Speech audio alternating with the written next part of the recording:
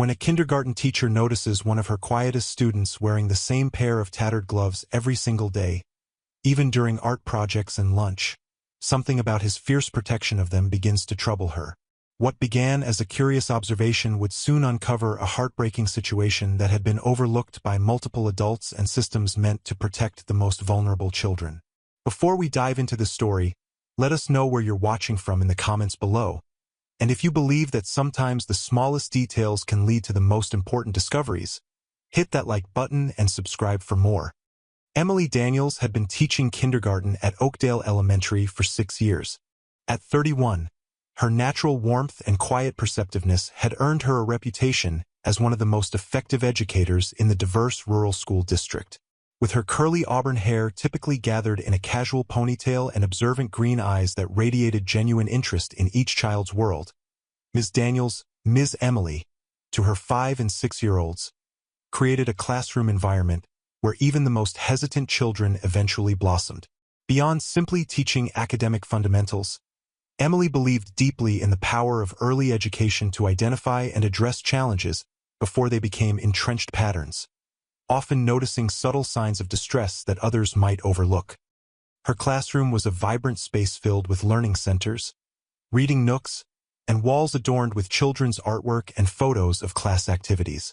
Unlike the rigid structure sometimes found in elementary classrooms, Emily had created a balance of routine and flexibility that accommodated diverse learning styles and emotional needs. The room smelled pleasantly of crayons and the lavender essential oil she occasionally diffused to create a calming atmosphere on particularly active days. Most notable was her Kindness Corner, a space dedicated to celebrating acts of compassion observed among the children, reinforcing the emotional intelligence she considered as important as academic learning.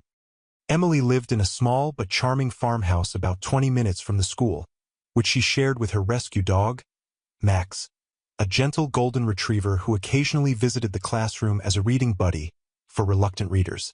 Having grown up in the same rural county, Emily understood the unique challenges facing many of her students' families, from economic hardship exacerbated by the closure of the local factory to limited access to healthcare and social services typically more available in urban areas. This background informed her holistic approach to education, recognizing that learning challenges were often intertwined with circumstances beyond the classroom.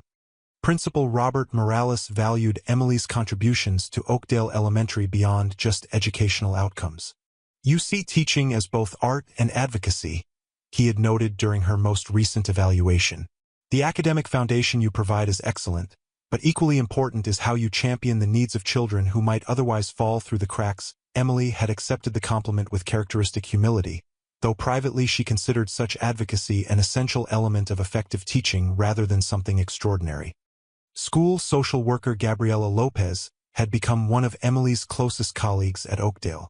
They frequently collaborated on supporting students facing challenges outside the classroom, with Emily often being the first to notice subtle changes in behavior that warranted deeper investigation. Gabriela appreciated Emily's insights, often noting that her patient observation and genuine connection with children elicited trust that made her classroom a place where hidden struggles sometimes came to light. There had been discussions at recent staff meetings about the increasing strain on local foster care systems.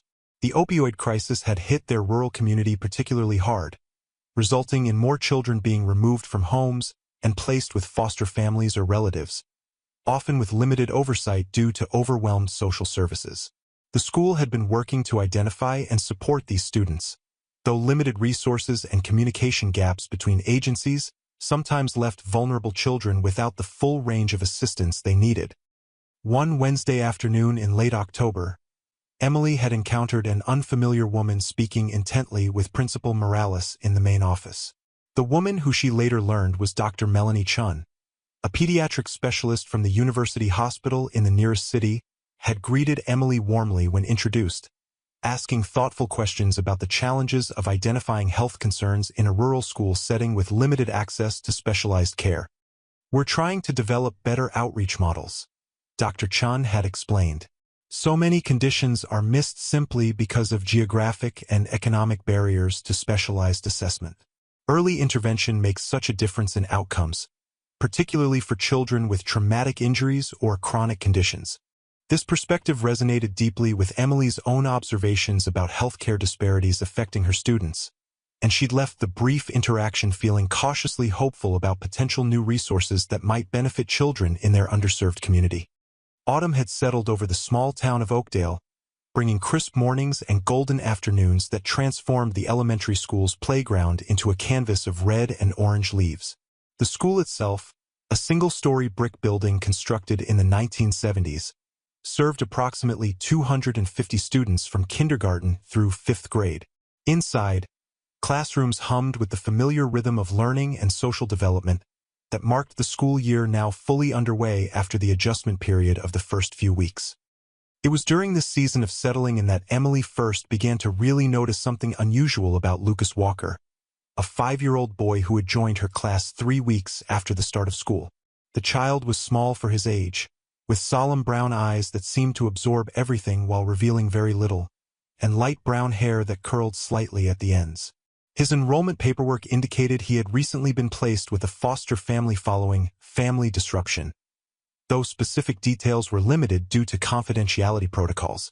What stood out most about Lucas, however, wasn't his quiet demeanor or his status as a foster child. It was his gloves. But nothing could prepare Emily for the mystery that would unfold around Lucas's worn gray gloves. The first time Emily really took notice was during a finger painting activity in late September. While other children eagerly pressed their hands into the colorful paints, Lucas participated with unusual constraint, dipping only the covered fingertips of his gloves into the paint and making small, controlled marks on his paper.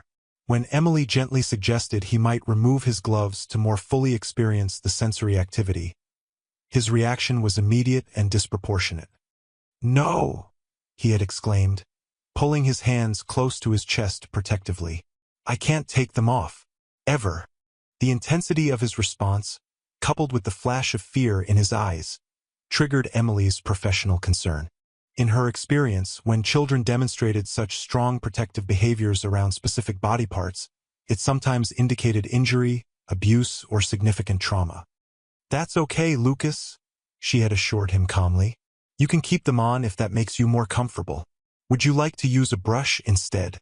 The boy had nodded gratefully, his small shoulders relaxing slightly at the accommodation. What might have seemed like a minor classroom moment to an outside observer registered as a potential red flag to Emily's trained eye, one she mentally filed away for further observation. Over the following weeks, the pattern continued unbroken. Lucas wore the same gray gloves every single day, during lessons, at lunch, on the playground, even during hand-washing times when they became soaked. The gloves, clearly adult-sized and cut off at the fingers to approximately fit his small hands, were becoming increasingly soiled and tattered. Most concerning to Emily was Lucas's evident anxiety whenever any activity threatened to require their removal, or when other children questioned why he always wore them. "Lucas, your gloves are getting pretty worn out," Emily mentioned casually during center time, when she could speak with him privately. "Would you like me to ask your foster mom about getting you some new ones?" The boy's reaction was subtle but telling, a quick glance up with an expression of alarm before looking back down at the blocks he was stacking. "These are fine," he said quietly. "Please don't tell Mrs. Brenner about them." This response, specifically the fear about his foster mother being informed, heightened Emily's concern significantly. She began paying closer attention to other potential indicators of well-being. She noticed that Lucas often seemed hungry, eating his school-provided meals with unusual intensity and sometimes asking if there were extras. Despite the cooling weather, his clothing remained the same thin, long-sleeved shirts without appropriate outer layers. Most troubling was his wincing when using his hands for activities requiring finger strength, suggesting possible pain or injury concealed beneath the ever-present gloves. "I'm becoming concerned about Lucas Walker," Emily told Gabriella during their weekly check-in meeting, approximately 5 weeks after Lucas had joined her class. "The gloves are just one piece of a concerning pattern." She detailed her observations, the unwavering wearing of the gloves regardless of activity, apparent pain when using his hands, possible signs of inadequate care including hunger and inappropriate clothing for the weather, and most significantly, fear of his foster mother discovering any concerns. Have you been able to make contact with the foster parents? Gabriella asked, already making notes in her file. I've tried, Emily replied. Mrs. Brenner hasn't responded to notes or calls about general classroom updates, let alone specific concerns. She's never attended any school events, and another student's parent handles drop-off and pick-up for a group of children, including Lucas. That's concerning in itself, Gabriella noted. Foster parents are supposed to be actively engaged with the school. I'll check with his caseworker about the placement situation. Over the next week, Emily continued her careful observation while Gabriella attempted to connect with Lucas's assigned caseworker. The social worker's findings were troubling. The caseworker had an overwhelming caseload of nearly 60 children and admitted to conducting only a cursory monthly check-in with the Brenner family, who fostered 4 children from different families. More concerning, previous concerns about the quality of care had been noted, but not fully investigated due to the severe shortage of foster placements in the county. The system is completely overwhelmed, Gabriella explained during a follow-up conversation with Emily. His caseworker acknowledged she hasn't had time to really assess how he's doing or even review his full history. She didn't even know about his hands. His hands, Emily echoed. Did his file mention something about his hands? Gabriella looked troubled. That's just it, she doesn't know. There's a reference to previous medical treatment in his initial placement paperwork, but no details because his complete medical records haven't been transferred from his previous county. The caseworker assumed it was routine care, not something requiring follow-up. This information, suggesting that whatever Lucas might be hiding beneath his gloves, was potentially undocumented in his current placement, intensified Emily's determination to understand what was happening with her quiet student. If the systems designed to protect vulnerable children were this overwhelmed, it became even more important for the adults who saw Lucas daily to ensure his well-being. After consulting with both Gabriella and Principal Morales, Emily developed a plan to gently investigate the situation further. Rather than confronting Lucas directly about the gloves, which might increase his anxiety, she would create natural opportunities to observe his hands through classroom activities, while Gabriella expedited requests for his complete case records and medical history. But nothing could have prepared Emily for what she would discover the following Monday, exactly 37 days after Lucas had first arrived in her classroom. The revelation came during a simple classroom activity, creating handprint turkeys for the upcoming Thanksgiving holiday.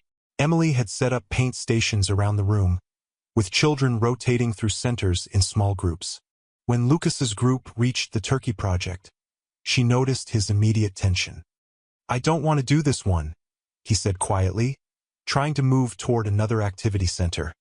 We need everyone's handprint for our class display, Emily explained gently. Remember how you used the brush for finger painting? We can do something similar here. She demonstrated pressing her own hand into the paint and then onto paper. Or I could paint your glove, and we can make a print that way. Lucas seemed to consider this compromise, his desire to participate apparently wrestling with his fear of revealing what lay beneath the gloves. Can I just use the brush to make a hand shape? He asked hopefully. How about this? Emily suggested, recognizing an opportunity but wanting to respect his obvious anxiety. You could make one print with your glove on, and if you feel comfortable, maybe try one with the glove off. Just one hand very quickly. I can help you wash it right after.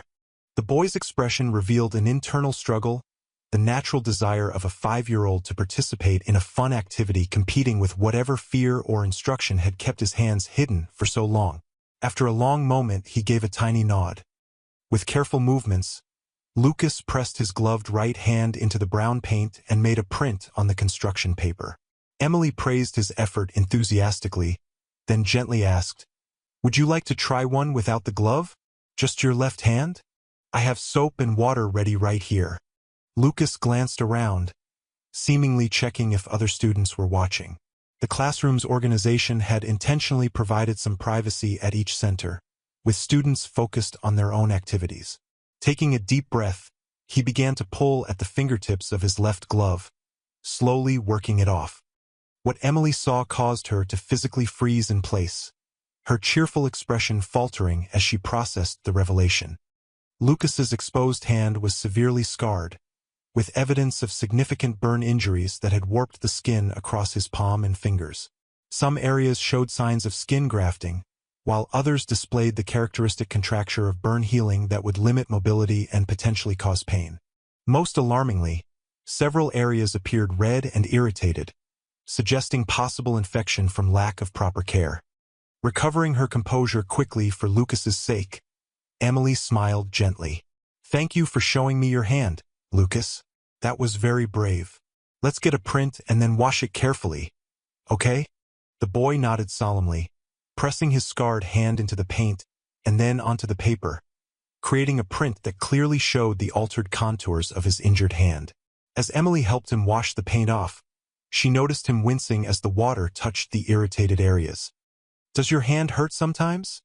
she asked conversationally, careful to keep her tone light despite her growing concern. Lucas nodded again. "It gets itchy and hot, and sometimes it cracks and bleeds when I bend my fingers too much. Has a doctor looked at your hands recently? Since you came to live with Mrs. Brenner?"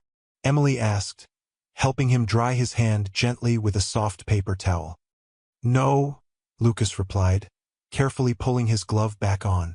"Mrs. Brenner says doctors cost too much money. She gave me the gloves so people wouldn't ask questions." This simple statement, revealing both medical neglect and deliberate concealment, confirmed Emily's worst fears about the situation. As Lucas rejoined his classmates at another activity center, she discreetly texted Gabriella with a simple message. "Need you in my classroom urgently. Lucas. Medical situation discovered." Within minutes, Gabriella arrived and Emily was able to briefly step into the hallway, leaving her classroom aide supervising the children. There, she quickly described what she had observed. "He has severe burn scarring on at least one hand, possibly both, with signs of infection and inadequate medical care," Emily explained, keeping her voice low. Based on his comments, his foster mother provided the gloves specifically to hide his condition and is refusing to seek medical treatment due to cost concerns. Gabriella's expression darkened. "That's extremely serious, both the medical neglect and the attempt to conceal it. Foster children have comprehensive medical coverage specifically to address these types of needs. If she's denying him care for financial reasons, that's either profound ignorance of how the system works or deliberate neglect. He's clearly in pain," Emily added, "and there may be functional implications if he's not receiving proper treatment. Burns of that severity typically require ongoing care, especially in growing children." They quickly developed an action plan. As mandated reporters, both were obligated to report suspected neglect immediately. Additionally, given the apparent medical need, they would request an immediate welfare check rather than waiting for the normal investigation timeline. Principal Morales was brought into the discussion and fully supported their decision to escalate the situation. What followed was a carefully coordinated intervention designed to minimize additional trauma to Lucas while ensuring his immediate medical needs were addressed. The school nurse conducted an initial assessment, documenting both hands' conditions with photographs and notes about potential infection. Child Protective Services was contacted with an emergency report emphasizing the medical necessity, and a welfare check was arranged for that same afternoon. Throughout this process, Emily remained Lucas's constant support, framing the nurse's examination as a normal health check and reassuring him that he wasn't in trouble. Her genuine connection with the boy provided crucial stability during what could otherwise have been a frightening experience. "Lucas, remember Dr. Chan who visited our school last month?" Emily asked gently as they waited for the CPS investigator to arrive. "She's a doctor who helps children with special kinds of injuries, like your hands. Would it be okay if she came to see you and helped make them feel better?" Lucas considered this thoughtfully. "Will it hurt?" he asked, the question revealing both his fear and his experience with pain. "She'll be very gentle," Emily assured him. "And if anything might hurt, she'll tell you first and help you be brave through it. The most important thing is making sure your hands get the right kind of care so they don't hurt as much anymore."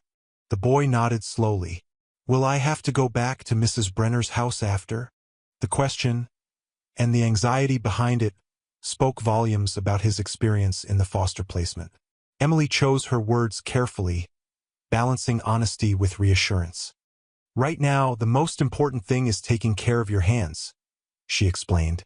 "There are special people whose job is to make sure you have a safe, good place to live where all your needs are taken care of.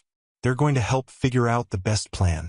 The investigation moved with unusual speed, driven by the documented medical neglect and Lucas's clear need for immediate treatment. The CPS investigator who arrived that afternoon, upon seeing the condition of Lucas's hands, arranged emergency transportation to the University Children's Hospital where Dr. Chun practiced. Emily was permitted to accompany Lucas, providing continuity and support during the potentially overwhelming experience. At the hospital, the full extent of Lucas's situation became clear.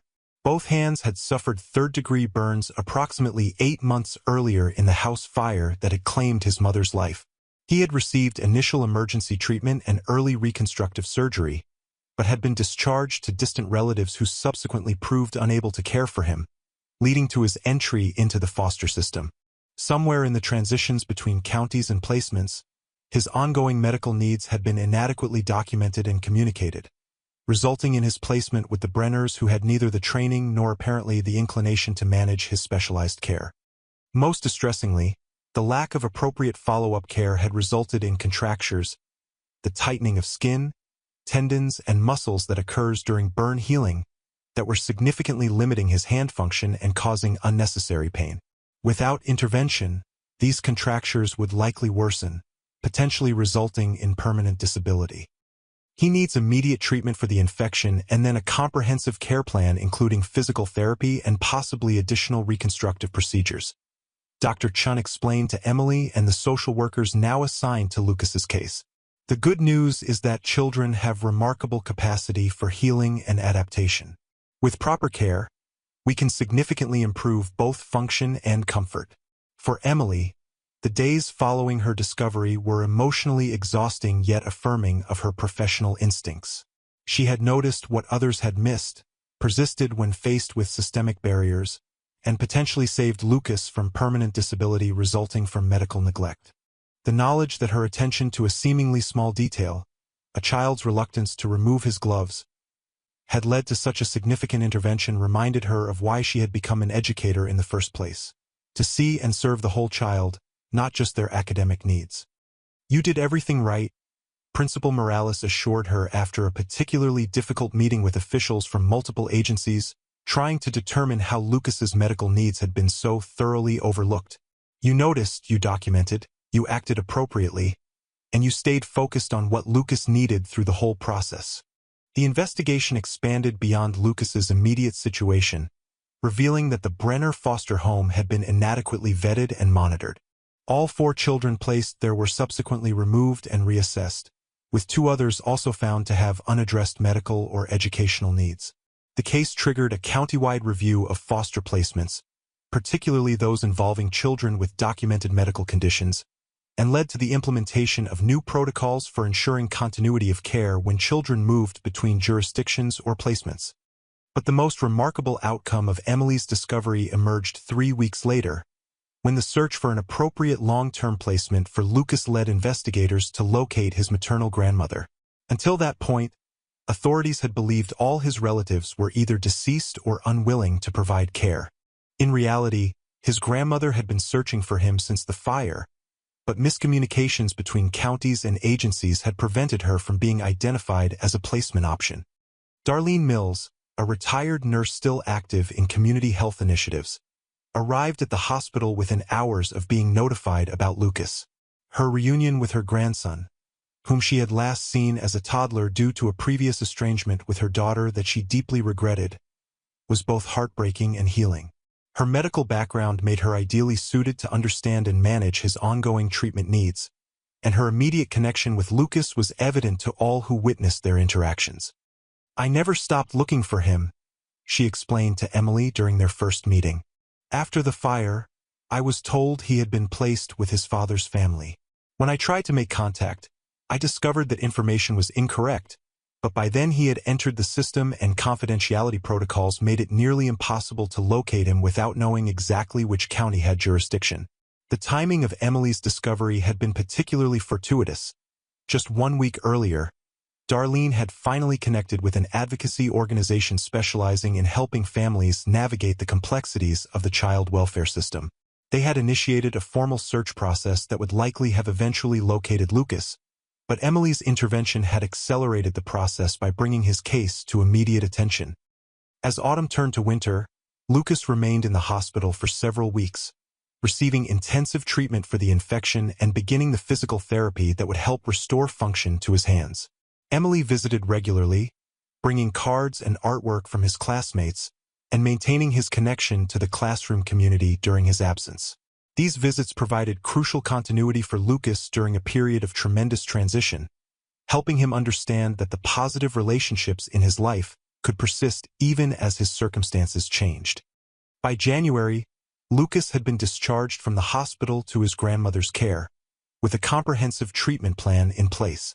Though he would need ongoing therapy and likely additional surgical procedures as he grew, his prognosis for substantial recovery of hand function had improved dramatically with proper intervention. Most importantly, he no longer needed to hide his injuries beneath gloves. His grandmother had helped him understand that his scars were simply part of his story, not something shameful to conceal. The grandmother's home was outside Emily's school district, meaning Lucas would eventually transfer to a new school closer to his new home.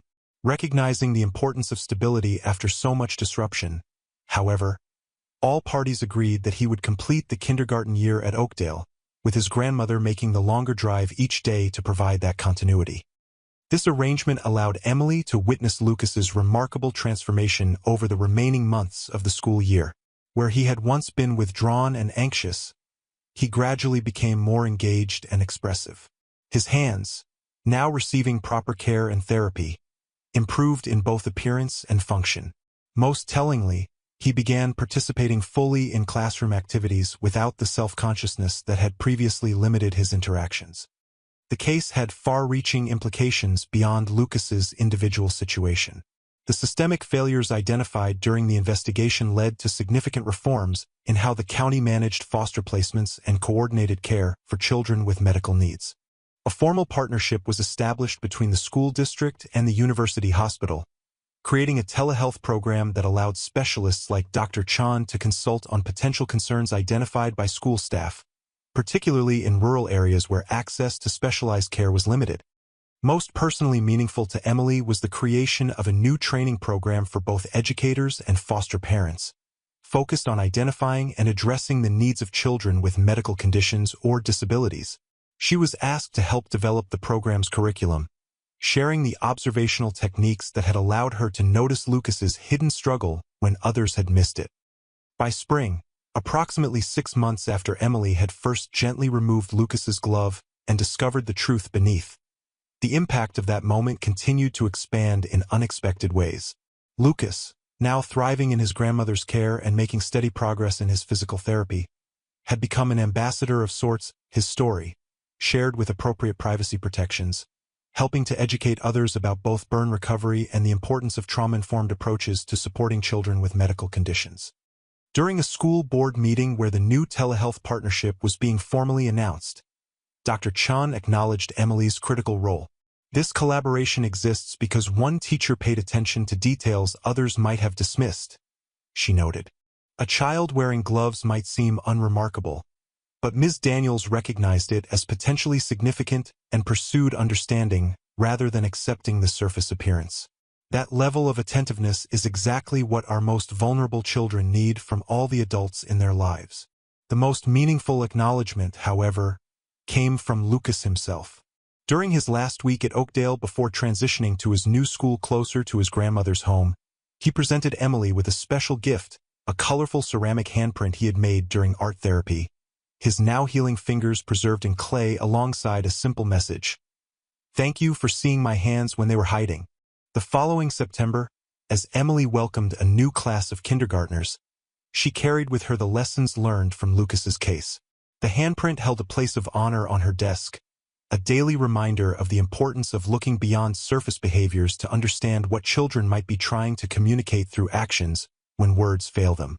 When a new student showed reluctance to participate in physical activities, Emily noticed immediately, not with alarm or suspicion, but with the appropriate attentiveness such a pattern warranted in light of her experience. Recovery hadn't been instant for Lucas or the systems that had failed him. His hands would require ongoing care for years, though each therapy milestone brought improved function and comfort. The foster care system still struggled with overwhelming caseloads, though new protocols and partnerships had created more effective safety nets. The progress, while incomplete, represented meaningful steps toward better protection for vulnerable children. The story that had begun with a teacher's concern about a child's gloves had transformed into something unexpected, not just an intervention that helped one boy, but a catalyst for community-wide changes that would benefit many children. As Emily guided her new students through their first explorations of letters and numbers, she remained ever mindful that sometimes the most important learning in her classroom had nothing to do with academic content and everything to do with seeing and responding to the unspoken needs of the children in her care. Not an ending, but a new beginning for Lucas, for his reconnected family, and for a rural community now more attuned to the complex needs of its most vulnerable children.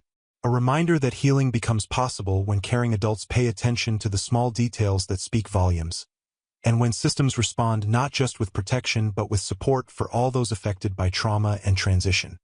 Thanks for watching till the end. If you enjoyed the story, give this video a like if you haven't already, and subscribe for more. When an art teacher notices one of her quietest students wearing the same pair of blue woolen gloves day after day, something about the situation begins to gnaw at her. What started as a small classroom oddity would soon unravel into a horrifying secret that had been hidden in plain sight for months, threatening both the child's life and her own. Before we dive into the story, let us know where you're watching from in the comments below, and if you believe that sometimes the smallest details hide the biggest truths, hit that like button and subscribe for more stories that matter. She couldn't have known that those gloves would lead her down a dangerous path of discovery until she found the first bruise that changed everything. Sarah Donovan had been teaching art at Westfield Elementary for 7 years. The rhythmic routine of her days, morning coffee from the teacher's lounge, preparing supplies before the bell, welcoming eager young artists to her classroom, had become as familiar as breathing. At 42, Sarah found comfort in the predictability of her schedule, a stark contrast to the chaotic childhood that had shaped her own relationship with art. Her classroom was a sanctuary of creativity. Colorful student artwork adorned the walls, the scent of clay and paint hung perpetually in the air, and the large windows let in streams of natural light that danced across the tile floors. This space had become her home, more so than the quiet, empty house she returned to each evening since her divorce 3 years ago. The children were what made the job worthwhile. Sarah knew each of her students, their strengths, their struggles, and often, the unspoken circumstances of their lives that manifested in their artwork. Art had a way of revealing truths that words couldn't express, especially with children. It was something she'd learned both professionally and personally, having found her own voice through painting long before she could articulate her feelings about growing up in foster care. Principal Matthews often praised Sarah's intuition with the children. "You see them differently," he told her once during a performance review. "You notice things other teachers miss." It was true. Sarah had an eye for detail, not just in artwork, but in the subtle shifts of behavior that signaled when a child was struggling. The school counselor, Diane Rivera, had become Sarah's closest friend and confidant. Their weekly coffee meetups had evolved from professional check-ins to genuine friendship. Diane's expertise complemented Sarah's intuition, and together they had helped numerous children through difficult situations over the years. There had been rumors circulating among staff about the new social worker assigned to their district. Some said he was young and inexperienced, others that he was overwhelmed by his caseload. Sarah had only caught glimpses of him in the administrative office, tall, well-dressed, with a smile that seemed practiced rather than genuine. Something about him left her uneasy, though she couldn't quite place why. One Tuesday morning in early January, she spotted him speaking with a woman in the parking lot. Despite the professional demeanor, there was a momentary flash of something cold in his eyes when the woman turned away, a brief dropping of the mask that sent an involuntary shiver down Sarah's spine. She dismissed the feeling, chiding herself for making judgments about someone she barely knew. Winter had settled heavily over the small town of Westfield. The elementary school, a red brick building from the 1960s, stood sturdy against the biting wind and occasional snowfalls. Within its walls, children and teachers alike bundled in sweaters and scarves, the heating system working overtime yet never quite managing to keep the chill at bay. In Sarah's classroom, the winter season brought special projects, snowflake cutouts, winter landscapes, and clay sculptures that allowed small hands to stay busy while warming up from recess. It was during these winter projects that Sarah first noticed something unusual about Jackson Wells, a third grader who had transferred to Westfield just after Thanksgiving break. Jackson was quiet, painfully so, with watchful brown eyes that seemed to absorb everything while revealing nothing. His file noted that he was in foster care, having been removed from his mother's custody due to her ongoing struggles with substance abuse. Something about his cautious demeanor resonated with Sarah, reminding her of her own childhood experiences. But nothing could prepare her for the mystery that would unfold around Jackson's blue gloves. The first time Sarah noticed the gloves was during a watercolor project in mid-December. While other children rolled up their sleeves and occasionally splashed water on themselves with childish abandon, Jackson worked with meticulous precision, his hands encased in blue woolen gloves despite the warmth of the classroom. When paint threatened to stain the wool, he carefully dabbed it away immediately, his movements quick and anxious. "Jackson, would you like to take your gloves off for the painting project?" Sarah had asked gently. "It might be easier, and we have smocks to keep your clothes clean." The boy had tensed visibly, eyes widening with what Sarah now recognized as fear. "No, thank you," he'd whispered. "My hands get really cold." Sarah hadn't pushed the issue that day. Some children had sensory sensitivities, and if the gloves provided comfort to a child adjusting to a new school and foster home, she saw no reason to make it an issue.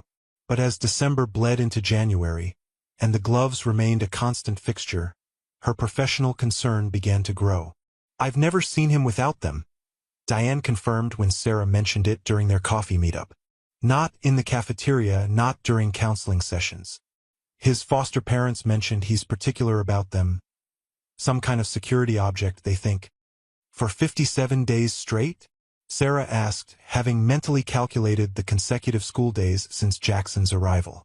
"That's beyond a comfort object, Diane. That's something else." "I'll try talking to him again," Diane promised. "Maybe check in with the foster family, see if they've noticed anything concerning at home." "And what about the new social worker? Hendricks, right? Has he been involved with Jackson's case?" Sarah tried to keep her tone casual. Diane shrugged. "I believe so. District policy is to maintain the same caseworker during transitions when possible." "Why do you ask?" Sarah hesitated. "Just curious. Something feels off, but I can't put my finger on it." But nothing could prepare her for what she would discover the next day. Sarah had planned a special project, clay hand imprints that would later be painted and glazed as gifts for the upcoming spring parent-teacher conferences. The children were excited, rolling up sleeves and giggling as they flattened balls of clay into workable slabs. All except Jackson, who sat staring at his untouched clay, the blue gloves seeming suddenly stark against the gray material. Sarah approached him quietly, kneeling beside his desk. "Jackson," she said softly, "I know you like your gloves, but for this project, we really do need bare hands to make the impressions. Would it be okay if we took them off just for a few minutes? I can help you wash your hands right after." The boy's breathing quickened. He glanced toward the classroom door as if calculating an escape route. "I can't," he whispered, so quietly Sarah had to lean in to hear him. "Why not, Jackson?" she pressed gently. "Is there something about your hands you're worried about?" A tear slipped down his cheek, and Sarah felt her heart constrict. In 7 years of teaching, she had developed an instinct for when something was truly wrong versus typical childhood reluctance. This was the former. "If I tell you," Jackson whispered, his voice trembling, "he said no one would believe me. He said they'd send me back to my mom, and she can't take care of me right now." Sarah felt a cold weight settle in her stomach. "Who said that, Jackson?" "Mr. Hendricks," the name was barely audible, breathed out like releasing a poison. Sarah maintained a calm exterior while her mind raced. Jackson, I promise you that whatever you show me or tell me, I will believe you, and I will do everything in my power to keep you safe. That's my job as your teacher." After a long moment, Jackson extended his hands toward her, a gesture of tremendous trust. With careful movements, as if approaching a wounded animal, Sarah gently tugged at the fingertips of the right glove. The blue wool slid away to reveal what Sarah would later describe to the police as a landscape of deliberate cruelty. Small, circular burns dotted the palm and fingers. Cigarette burns, she realized with horror. Several fingernails were blackened, and the wrist bore the distinct pattern of bruising that comes from being forcefully grabbed. Sarah fought to keep her expression neutral even as rage and nausea battled within her. With the same gentle touch, she removed the left glove to find similar injuries, some healing, some fresh. "Jackson," she managed, her voice steady despite the storm inside her. "Did Mr. Hendricks do this to you?" A small nod. "When does this happen?" "During our private meetings," Jackson whispered. "He says it's to make sure I don't tell lies about my mom, that this is what happens to children who make up stories." "And your foster parents?" Sarah asked carefully. "They're nice," Jackson said quickly, "but he only comes when they're at work. He says if I tell, he'll make sure I never see my mom again." His voice broke on the last word, and Sarah could see the terrible weight this child had been carrying alone. In that moment, Sarah Donovan made a decision that would change multiple lives forever. She smiled reassuringly at Jackson, helped him replace his gloves temporarily, and then walked calmly to her desk to write him a hall pass. "I need you to take this to Ms. Rivera's office," she told him. "It says I need her to come to the art room right away for a special project. Can you do that for me?" Jackson nodded, seemingly relieved to have shared his secret and to have a simple, understandable task to perform. The moment he left the room, Sarah turned to her teaching assistant who had been supervising the other side of the classroom. "Keep everyone working on their projects," she instructed quietly. "I need to make an emergency call." With hands that refused to remain steady, Sarah pulled her cell phone from her desk drawer and stepped into the small supply closet adjacent to her classroom. The door closed behind her with a soft click as she dialed 911. "This is Sarah Donovan at Westfield Elementary," she said when the operator answered. "I need to report severe child abuse of one of my students. The perpetrator appears to be his assigned social worker. The child is currently safe with our school counselor, but I need police here immediately." What Sarah couldn't have known was that her call would be just the first thread pulled in a tapestry of abuse that extended far beyond one child. Or that, by removing those blue woolen gloves, she had set in motion a chain of events that would test her courage in ways she never imagined. The following days unfolded in a blur of police statements, Child Protective Services interviews, and administrative meetings. The evidence of abuse was undeniable once Jackson's injuries were professionally documented. What shocked everyone, however, was the discovery that Jackson wasn't Hendricks' only victim. Sarah's classroom became both a refuge and a pressure cooker as news spread through the school in whispered fragments. She maintained as much normalcy as possible for her students, while fielding concerned questions from parents and supporting Jackson through daily art therapy sessions that Diane had arranged. The police found documentation in Hendricks' home office, Diane told her one afternoon as they watched Jackson carefully painting, without his gloves for the first time. His healing hands now regularly treated and bandaged by his foster mother, a registered nurse who had been devastated to learn what had happened right under her nose. "What kind of documentation?" Sarah asked, keeping her voice low. "Files on at least 7 children in the district, all in vulnerable situations, foster care, custody disputes, families with history of substance abuse. Children no one might believe if they spoke up."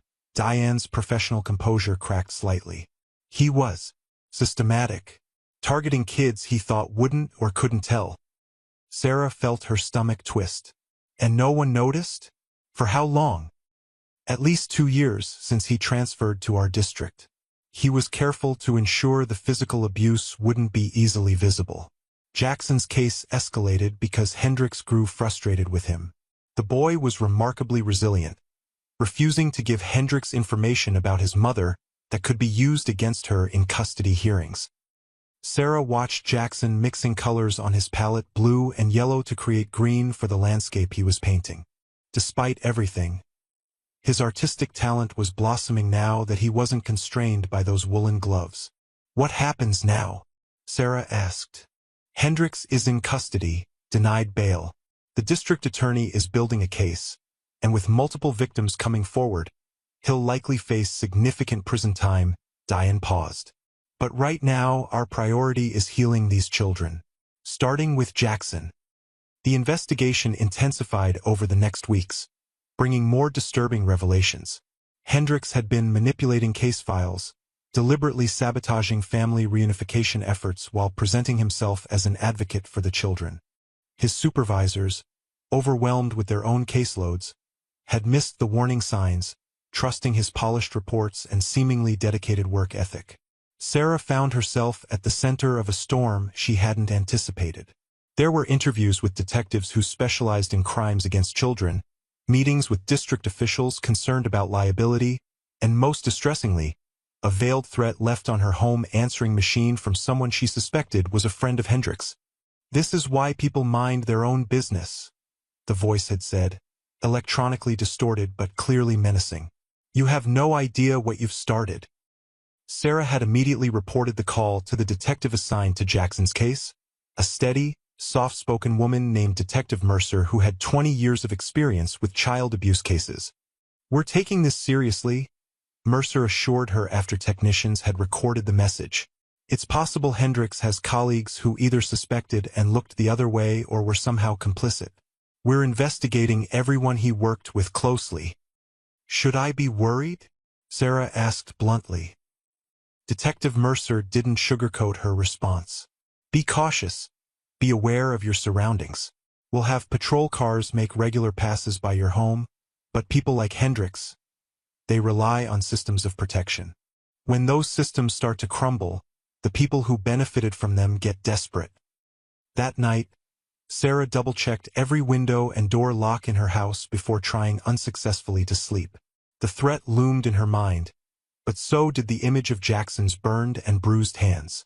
She couldn't undo her actions even if she wanted to, and she didn't want to. Some lines, once crossed, transformed you forever. The case continued to expand as investigators discovered connections between Hendricks and several troubling decisions made in family court cases over the past 2 years. Children who should have been reunited with rehabilitated parents had instead remained in the system, their files containing suspiciously similar assessments questioning parental fitness despite contrary evidence. Sarah maintained her focus on Jackson and the other affected children at Westfield. She and Diane developed a special art therapy program, using the creative process to help the children process their experiences and rebuild their sense of safety. The school administration, initially paralyzed by the scandal, eventually mobilized resources to support these efforts, perhaps motivated equally by genuine concern and fear of litigation. Principal Matthews called Sarah into his office one afternoon in late February.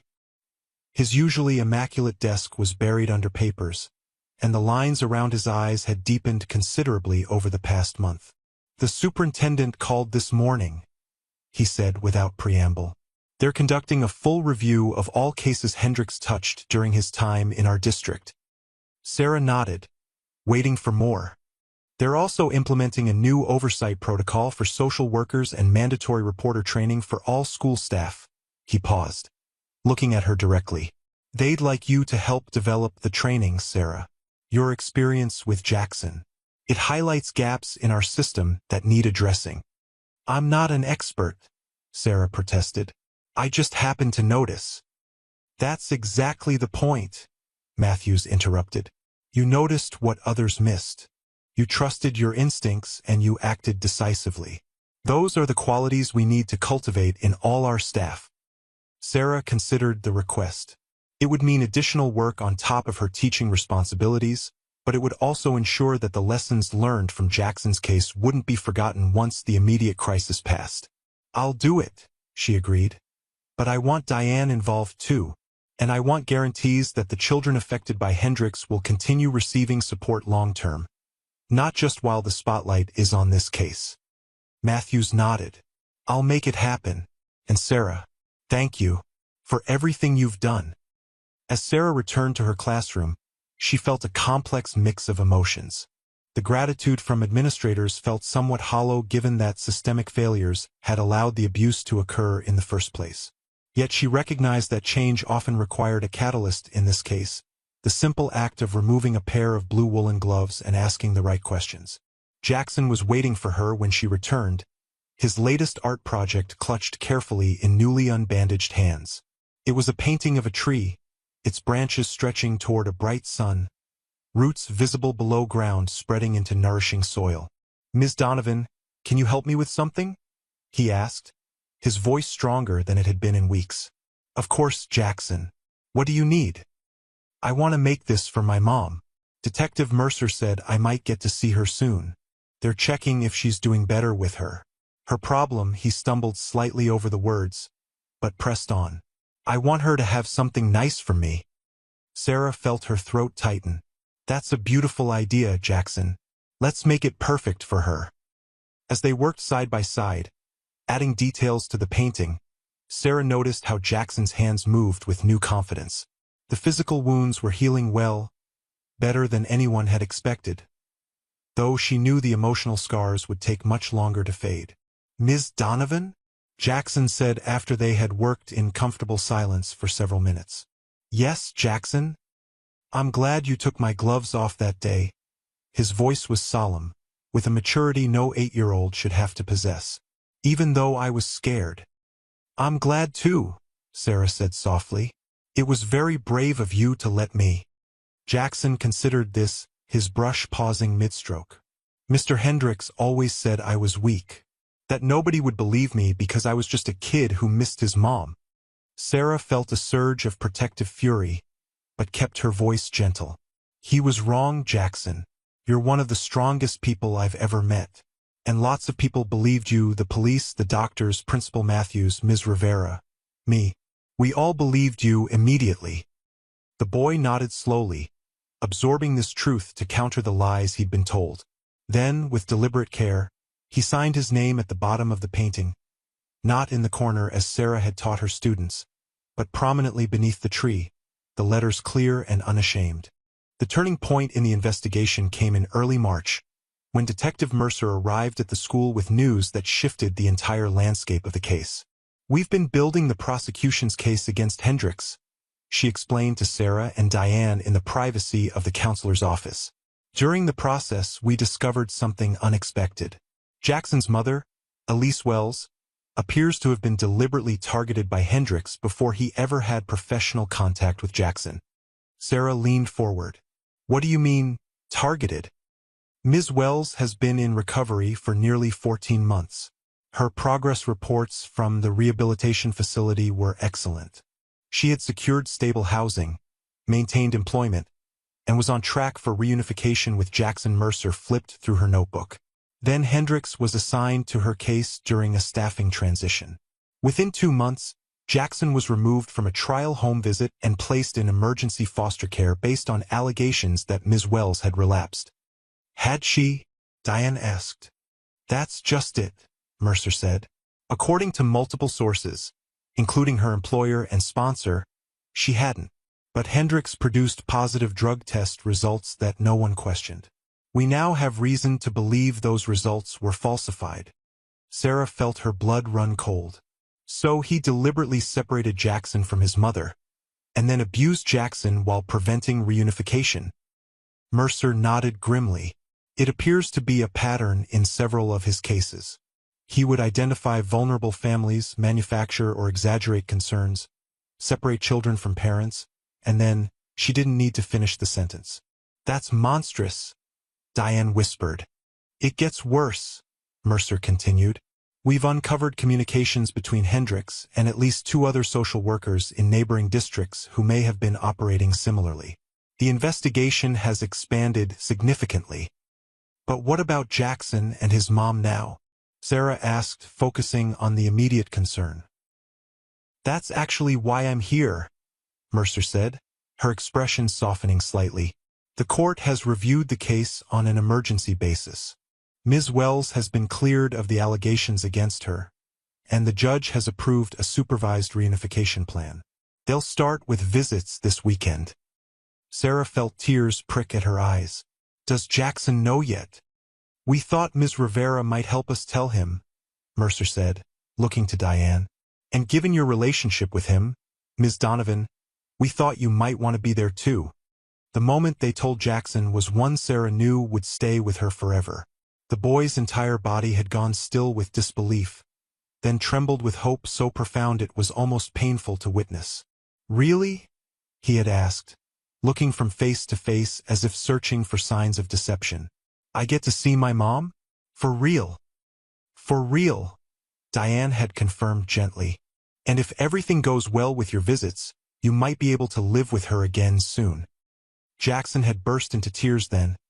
Not the silent, controlled tears he had shed in the art room that fateful day, but loud, messy sobs of relief and joy that seemed to purge something dark from his small body. As the weekend approached, Jackson became both anxious and excited. He created artwork after artwork for his mother, landscapes, self-portraits, abstract explosions of color that seemed to represent his tumultuous emotions. Sarah helped him select the best pieces and mount them properly, creating a portfolio of his work. Do you think she'll like them? He asked repeatedly. She'll treasure them, Sarah assured him each time. They show how talented you are, and how much you've been thinking of her. The threat against Sarah hadn't been repeated, but Detective Mercer advised continued caution as the case against Hendricks and his associates built. Sarah found herself jumping at unexpected sounds and constantly checking her rearview mirror while driving. The investigation had stirred up powerful adversaries, people who had benefited from Hendricks' manipulation of the system, either ideologically or financially. We're looking into possible connections to private juvenile facilities, Mercer had mentioned during one of their update meetings. There's a concerning correlation between Hendricks' recommendations and placements in specific institutions. Sarah struggled with the scope of the corruption being uncovered. What had begun with one boy's gloves had expanded into a sprawling investigation involving multiple jurisdictions and dozens of potentially affected children. The weight of it threatened to overwhelm her, but each time she felt herself sinking, she would look at Jackson working without his gloves now, hands healing a little more each day, and find her resolve strengthened. The morning of Jackson's first visit with his mother, Sarah arrived at school early to find him already waiting outside her classroom door, clutching his portfolio of artwork and practically vibrating with nervous energy. "Ms. Donovan," he exclaimed when he saw her. "It's today." "I know," she smiled, unlocking the door. "Are you ready?" Jackson nodded emphatically, then hesitated. What if she looks different? What if she doesn't recognize me? Sarah set her bags down and knelt to his level. Moms always recognize their children, Jackson. Always. And even if you both look a little different on the outside, what matters is that you're still the same people on the inside, people who love each other very much. The boy considered this, then nodded again, more slowly this time. "Can I stay in here until Ms. Rivera comes to get me? I don't want the other kids asking questions today." "Of course," Sarah agreed, understanding his need for privacy on such an emotionally charged day. As Jackson settled at his usual desk and began organizing his portfolio for the 20th time, Sarah felt a peculiar sense of both closure and new beginning. For nearly 2 months, she had been fighting for this child, first to protect him from immediate harm, then to secure justice, and now to help restore what Hendricks had deliberately destroyed. The day passed in a blur of classes and anticipation. When the final bell rang, Diane appeared at the art room door. "Ready, Jackson?" she asked warmly. "Your social worker, your new social worker," she clarified, "is waiting to drive you to the visitation center." Jackson gathered his portfolio, then turned to Sarah with unexpected solemnity. "Thank you, Ms. Donovan," he said, "for noticing my gloves." Sarah felt her composure waver. "You're welcome, Jackson. I'm so proud of you." After he left with Diane, Sarah remained in her classroom, methodically cleaning brushes and organizing supplies while processing her emotions. The past weeks had been exhausting on every level, but today represented the first tangible victory. A child returning to his mother, a family beginning to heal from artificial separation. She was so absorbed in her thoughts that she didn't immediately register the classroom door opening again. When she looked up, Detective Mercer stood there, accompanied by a tall, slender woman with Jackson's unmistakable brown eyes. "Ms. Donovan," Mercer said formally, "this is Elise Wells, Jackson's mother. She asked to meet you before their official visit." Sarah set down the brushes she'd been cleaning and approached cautiously, unsure of protocol in this situation. Elise Wells stepped forward, her hands twisting nervously in front of her. "Ms. Donovan," she began, her voice catching, "I don't even know where to start. Thank you doesn't begin to cover what you did for my son." "I just did what any teacher should do," Sarah replied automatically. Elise shook her head firmly. "No. Detective Mercer showed me the photographs of what that man did to my baby's hands. She told me how long it had been happening. You didn't just do your job, or you saved my son when everyone else failed him. When I failed him by not being well enough to protect him myself." "You didn't fail him," Sarah said with sudden fierceness. "You were working on getting better for him. Hendricks deliberately sabotaged that process. The failure was in the system that gave him that power, not in you." Tears spilled down Elise's cheeks. "I've been clean for almost 15 months now. Every day, I did the work for Jackson, thinking he was in safe hands until I could bring him home. To find out that he was being hurt by someone who was supposed to protect him." Sarah felt her own eyes filling. "He never stopped loving you, never stopped hoping he'd see you again. Even through everything, that remained constant. Detective Mercer says you're the one who finally noticed something was wrong, that you're the reason we're getting a second chance." Elise wiped at her tears. "I will never, ever forget what you've done for us." With that, she stepped forward and embraced Sarah tightly. It was a breach of professional boundaries, but in that moment, Sarah couldn't bring herself to care. She returned the hug, feeling the trembling gratitude in the other woman's body.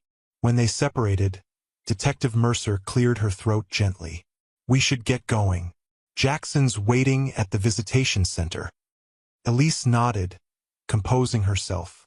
She reached into her purse and pulled out a small, handmade bracelet, simple beads on a cord. "Jackson made this for me years ago before I got sick," she explained. "I've kept it with me through rehab, through everything. I wanted you to have this, not the bracelet itself, that I can't part with, but this." She untied the bracelet and removed a single vibrant blue bead, placing it in Sarah's palm. "So you'll remember that you didn't just save one child. You saved a family." After they left, Sarah stood in the empty classroom, the blue bead warm in her hand. Outside, spring was finally asserting itself against the lingering winter, tentative buds appearing on trees, the afternoon sunlight lasting a little longer each day.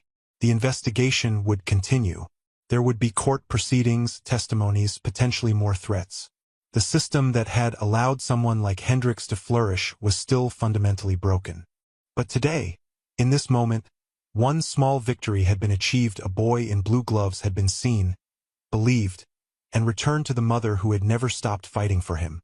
Sarah carefully placed the blue bead in her wallet, where she would see it daily. Then she gathered her things and headed home, her steps lighter than they had been in months. Tomorrow would bring new challenges, but tonight, she would rest knowing that sometimes, paying attention to the small details, like a pair of woolen gloves worn too long, could change lives in ways no one could predict. 3 weeks later, Sarah watched from her classroom window as Jackson ran across the playground, laughing with friends, his hands bare and healing in the spring sunshine. The court had approved an accelerated reunification plan, allowing Jackson to live with his mother under weekly supervision checks. They had moved to an apartment just blocks from the school, ensuring Jackson wouldn't have to transfer again. The broader investigation into Hendricks and his associates had expanded into what local media now referred to as the Gloves case, a systemic review of child welfare practices across multiple counties. Sarah had testified twice before grand juries, her quiet descriptions of Jackson's injured hands and traumatized demeanor helping to secure indictments against not only Hendricks but 3 other social workers and an administrator who had ignored repeated warning signs. The threatening call had not been repeated, though Sarah remained cautious, having installed a security system in her home at Detective Mercer's recommendation. The source of the threat had been identified, a colleague of Hendricks who had subsequently been implicated in the widening investigation and was now facing charges of his own. Within Westfield Elementary, significant changes had been implemented. A new reporting system ensured that no single administrator could handle sensitive child welfare concerns without oversight. Teachers received enhanced training in recognizing signs of abuse, and a dedicated liaison position had been created between the school and social services to ensure proper information sharing. Sarah had been offered a promotion to develop district-wide arts therapy programming, but had declined, preferring to remain in her classroom where she could directly impact children's lives. The school board had instead provided a stipend for her to train other art teachers in incorporating therapeutic techniques into their regular instruction.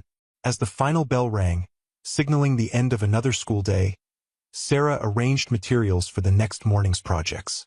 The door to her classroom opened, and Jackson appeared, followed by his mother. "Ms. Donovan," he called excitedly, "look what I made in Ms. Rivera's group today." He held out a small clay sculpture, a pair of hands, palms up, as if offering something to the viewer. "It's beautiful, Jackson," Sarah said sincerely. "The detailing on the fingers is really impressive." "It's for you," he said, presenting it formally. "Ms. Rivera said we should make something that represents our journey." I made hands because he glanced at his mother, who nodded encouragingly. "Because my hands were hurt, but now they're better. And because you helped them get better by being brave enough to look." Sarah accepted the sculpture carefully, noting the smooth texture and even the small details of fingernails that Jackson had included, a particularly poignant touch given the damage his own nails had suffered. "I'll treasure this," she told him, placing it prominently on her desk. Elise stepped forward, looking more rested and confident than when Sarah had first met her. "We wanted to share some news with you before it becomes official," she said. "Jackson's case is being closed. Full custody is being returned to me, without ongoing supervision." "That's wonderful," Sarah exclaimed, genuinely thrilled. "When did you find out?" "My new caseworker called this morning," Elise explained. "She said the judge reviewed all the documentation and decided enough monitoring had been done. We're going to be a normal family again." Her voice broke slightly on the word normal, as if the concept itself was precious beyond measure. Jackson slipped his hand into his mother's, a gesture so natural yet so significant given their forced separation. "And guess what else?" he added. "Mom got a promotion at her job. We're going to stay in our apartment, and I'm going to stay at this school." "That's the best news I've heard all week," Sarah said, her heart full at seeing the bond between mother and son strengthening each day.